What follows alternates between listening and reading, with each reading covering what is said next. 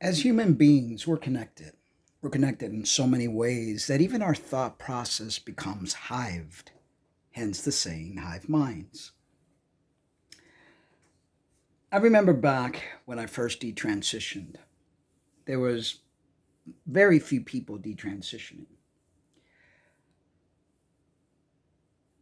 I believe the reason I ever embarked on that journey was unresolved issues of shame, guilt, and having to have fought so hard to be who I am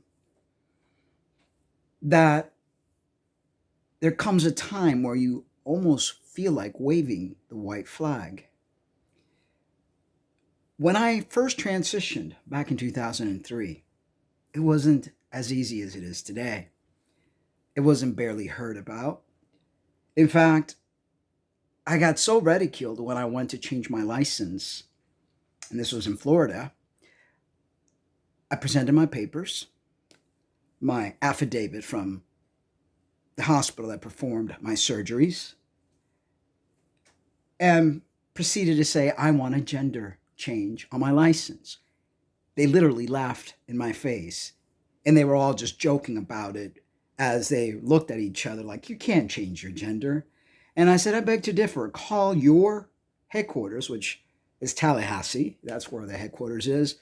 And of course, they informed them that yes, that if I had the correct paperwork, that I was to change my gender marker, or they were to change my gender marker as I had requested. But not before the ridicule and the laughing, and just about everybody in that license place was gawking at me, confused because I appeared and presented as a man, although very early in my transition, but nonetheless, I was sprouting a beard already and sounded like a man and everything else.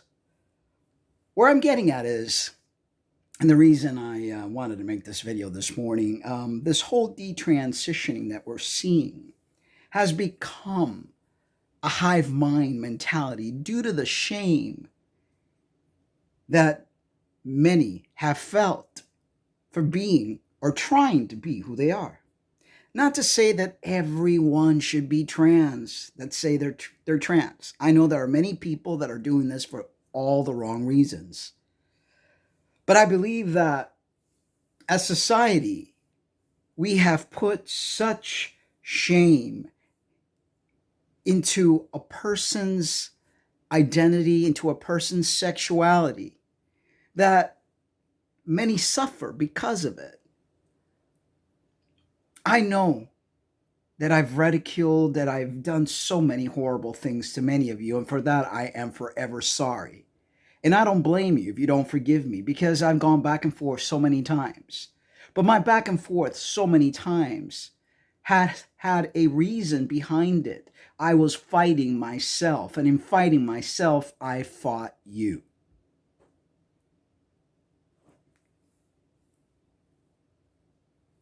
I understand why Christians feel the way they do. They too have been shamed some point in their life. They've hit rock bottom and they find that this last resort is trying to find the savior so they could deal with their own, what they call inner demons, which are not demons at all, but it's just your mind trying to resolve all the conflicts that you've gone through from a very young age.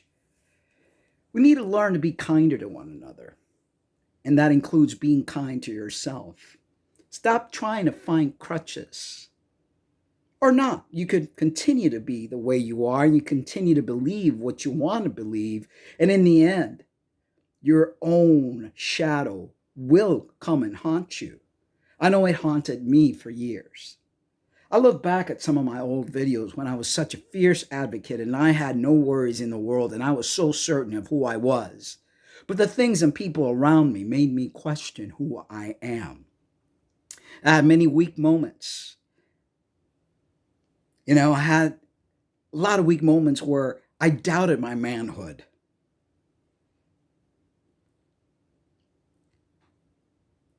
Hence why the back and forth. Hence why the attack on a community that I fought so hard for. Because when I came out back in 2006, there was barely anyone. There was like 3 or 4 websites. Jameson Green was one of them. There was another James Knight guy.